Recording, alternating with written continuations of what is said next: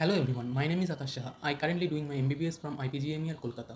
सो आज की इस वीडियो में हम जो नीट 2023 हुआ है, नीट यूजी 2023, सो उस नीट यूजी 2023 का जो cut off expected cut off क्या हो सकता है, उसको हम आज डिटेल्स में एनालिसिस करेंगे। सिर्फ कट ऑफ बोल के हम आज निकल नहीं जाएंगे, लेकिन उस कट ऑफ बोलने के पीछे रीज़न क्या है वो भी पूरा डिटेल्स में आज हम बताएंगे। सो वीडियो को पूरा लास्ट तक देखो एंड मेरा साथ ही तुम भी कट ऑफ एनालिसिस करते चलो। सो चलो शुरू करते हैं। तो देखो, नीट यूजी 2023 में जो तुम्हारा पेपर हुआ था, सो उस पेपर का ओवरऑल मैंने जितना रिव्यू देखा है, सो सभी बोल रहा था कि इजी टू मॉडरेट है। एंड मैंने भी पेपर को खुद से 2 दिन एनालिसिस किया एंड मुझे भी लगा कि पेपर का जो लेवल है इजी टू मॉडरेट था, लेकिन सम पोर्शन पे थोड़ा ट्रिकी था। तो चलो एक एक सब्जेक्ट को हम डिटेल्स में एनालिसिस करते हैं। तो पहले देखो फिजिक्स। जो फिजिक्स पेपर था, सो फिजिक्स पेपर का जो ओवरऑल डिफ़िकल्टी था वो इजी टू मॉडरेट था, लेकिन ज़्यादातर इजी था।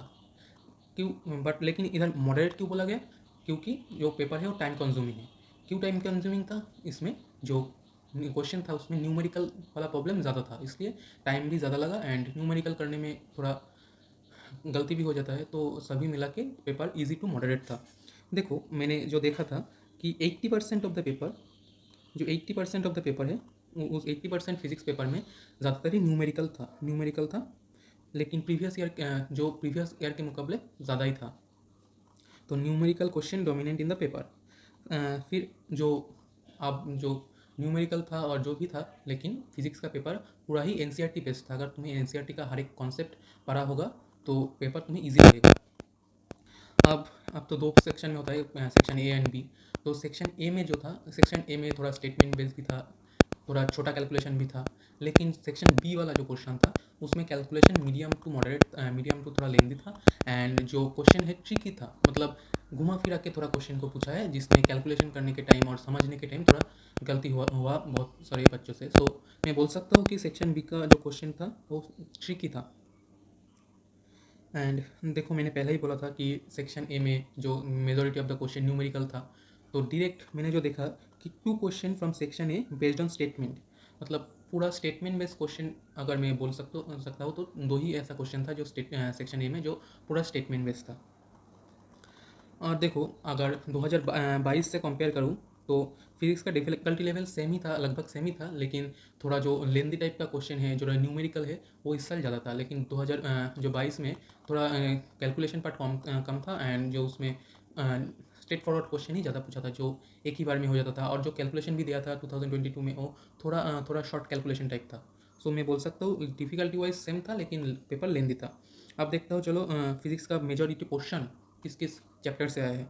तो वो था modern physics, electronics, electrostatics, electricity, mechanism and magnetism. ये सब चैप्टर से मेजॉरिटी ऑफ क्वेश्चन फिजिक्स में आया है। अब चलो देखते हैं केमिस्ट्री के तरफ।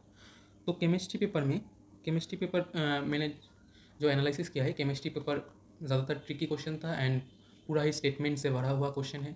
ज़्यादा कोई कैलकुलेशन करने की बात नहीं था। लेकिन स्टेटमेंट बेस्ड क्वेश्चन में एक ही प्रॉब्लम आता है, अगर तुम्हारा कॉन्सेप्ट उस सब्जेक्ट का पूरा क्लियर नहीं होगा तो तुम्हें स्टेटमेंट में गलती हो सकता है। और देखो, नीट में असर्शन रीजन इंक्लूड होने के बाद जो वो थोड़ा पहले एम्स में आता था, एम्स का एग्ज़ाम में, तो अब जो असर्शन रीज़न इंक्लूड हुआ है इससे थोड़ा डिफिकल्ट लेवल थोड़ा बढ़ गया है। क्योंकि जो असर्शन रीज़न है, देखो बायोलॉजी में तो हो जाता है थोड़ा, वो स्टेटमेंट बेस्ड ही क्वेश्चन आता है। लेकिन जो नीट फिजिक्स एंड केमिस्ट्री है, इसमें असर्शन रीज़न आने का मतलब है जो जिस टॉपिक से तुम्हें असर्शन रीज़न पूछा है उसका तुम्हें जो थ्योरी है उसका डिटेल्स में एंड कॉन्सेप्ट अच्छा से पता होना चाहिए, नहीं तो तुम्हें असर्शन रीज़न बहुत ही हार्ड लगेगा। और तुम्हें आता है तो 1 सेकंड में हो जाएगा। तो ऐसा ही कुछ था केमिस्ट्री पेपर, जिसका डिफिकल्टी लेवल मैं मॉडरेट में रखता हूँ। लेकिन 3-4 जो क्वेश्चन था उसका जो लेवल था थोड़ा बहुत ही हाई था। तो देखो, जो स्टेटमेंट आया है सभी एनसीईआरटी बेस्ड ही था एंड मेनली सब स्टेटमेंट, फैक्ट एंड ग्राफ में आया है क्वेश्चन।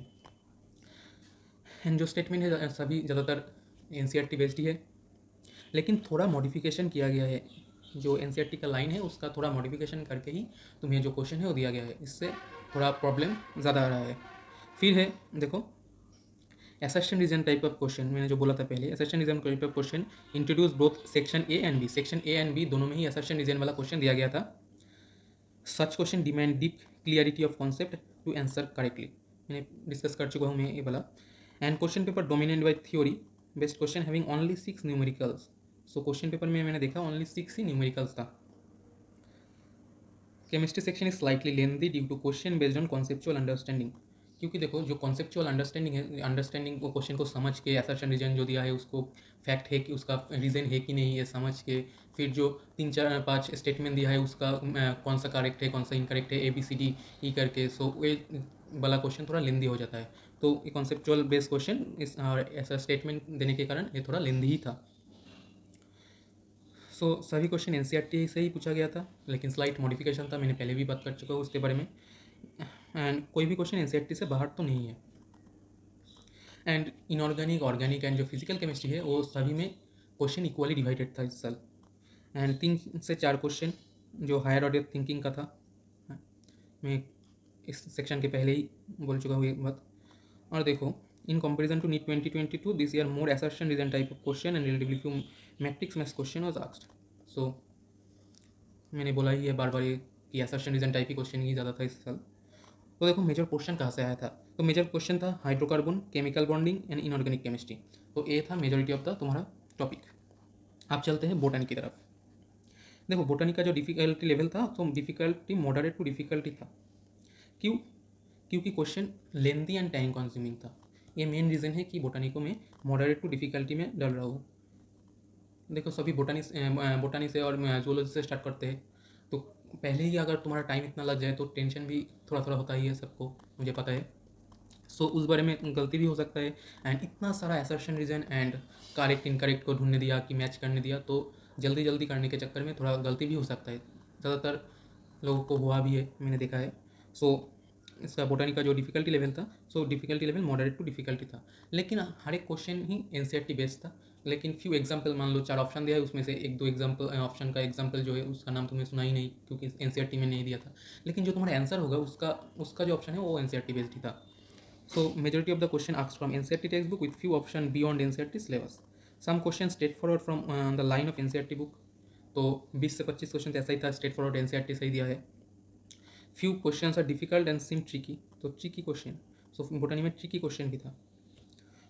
इस साल बोटनी में कोई कंट्रोवर्शियल क्वेश्चन नहीं है, सो जो एक्स्ट्रा मार्क्स है उसका शायद कोई नहीं डिमांड होगा। फिर देखो statement based and assertion reason question dominant in the paper, majority question in factual in nature and few concept based question asked. अगर मैं 2022 से कंपेयर करूँ तो they are no incorrect question in this time, hopefully no incorrect question in this time, तो ये अच्छी बात है। जो मेजर डोमिनेंट पोर्शन था वो था plant physiology, biotechnology, plant kingdom and biomolecule. So अब बोटनी के बाद देखते हैं जियोलॉजी सेक्शन। जियोलॉजी सेक्शन था वो मेरे ख्याल में ईजी था, लेकिन मैं ईजी टू मॉडरेट कैटेगरी में इसको रखा हूँ क्योंकि इधर भी लेंदी टाइप का क्वेश्चन ज़्यादा था, असर्शन रीजन ज़्यादा था, तो जो टाइम का जो फैक्ट है इसकी वजह से मैं मॉडरेट इंक्लूड किया हूँ इधर। तो देखो lengthy, time consuming due to numerous matches of the column type question along statement based question. देखो आप जो मैच कॉलम मैच था इसमें से मैंने देखा सभी बल्कि सभी जो मैच कॉलम था उसमें 1 और 2 कॉलम मैच करने पे ही तुम्हारा पूरा आंसर आ जाता था। हर एक कॉलम मैच वाला क्वेश्चन ऐसा ही था।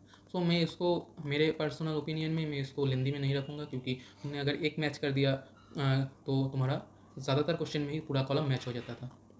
फिर स्टेटमेंट बेस्ड जो क्वेश्चन था वही थोड़ा टू डिफिकल्ट है, क्योंकि हर एक स्टेटमेंट का तुम्हें आंसर पता होना चाहिए, क्योंकि स्टेटमेंट बेस्ड क्वेश्चन में एक ही प्रॉब्लम होता है कि उधर एक दिया तो जाता है एक ही क्वेश्चन का मार्क्स, लेकिन पूछ लेता है 4 5 क्वेश्चन।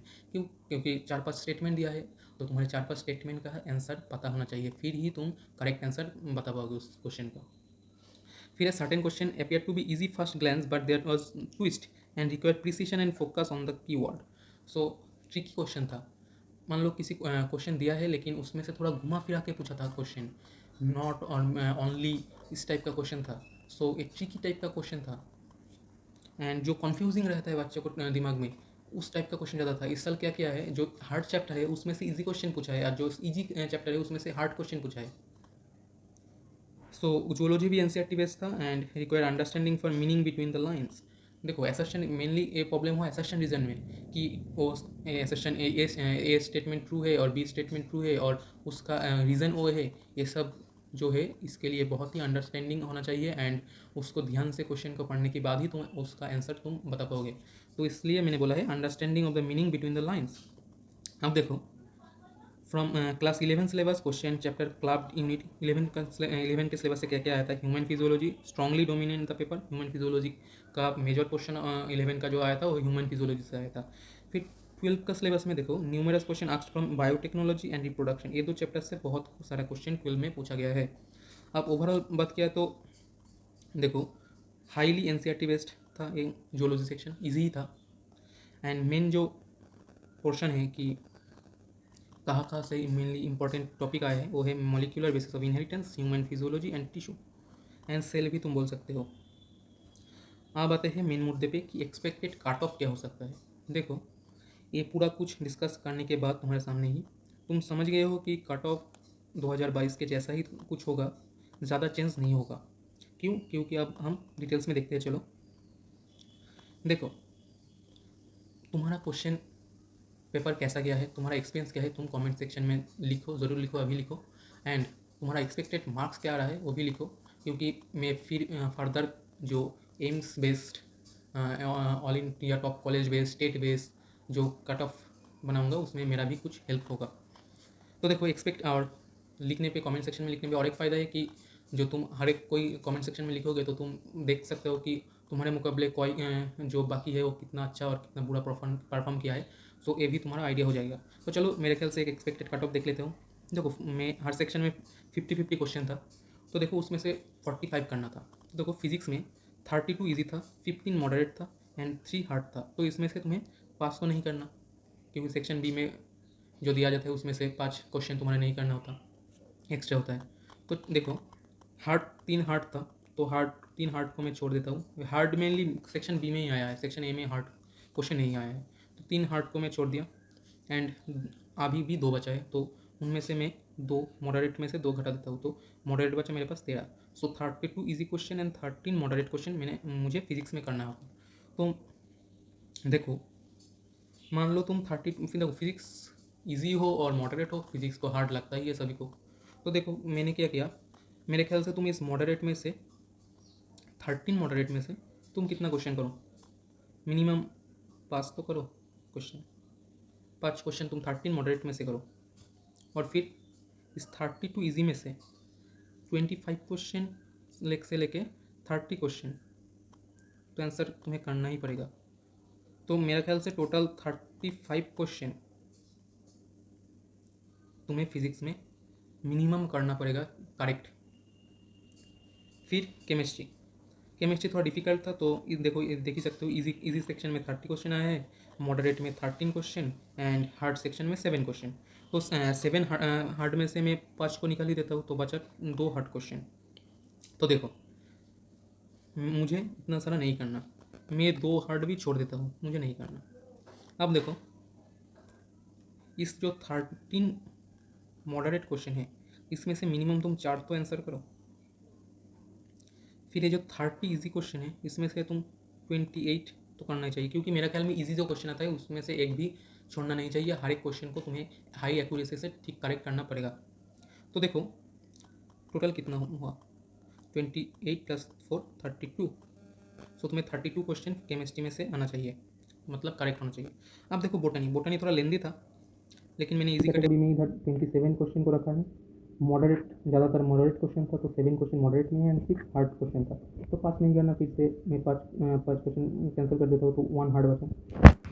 सो बोटनी में देखो इस 1 को भी मैं छोड़ दिया, मुझे हार्ड वाला नहीं करना। तो देखो मेरा ख्याल से जो बोटनी है इस तरह का इजी क्वेश्चन, जो बायोलॉजी में इजी क्वेश्चन, हर एक क्वेश्चन का आंसर तुम्हें आना चाहिए। तो मैं 27 में से 26 से ले लेता हूँ, एक छोड़ देता हूँ। फिर जो 17 मॉडरेट था इनमें से तुम्हें लगभग 14 क्वेश्चन आना चाहिए।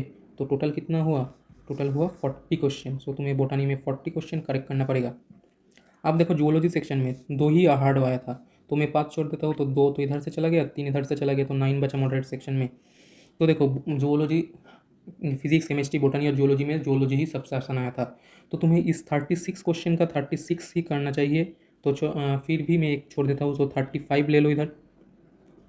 और इधर 9 में से तुम्हें 8 क्वेश्चन आना चाहिए अगर सिलेक्शन होना है तो 8 क्वेश्चन इधर में से, तो टोटल कितना हुआ 43।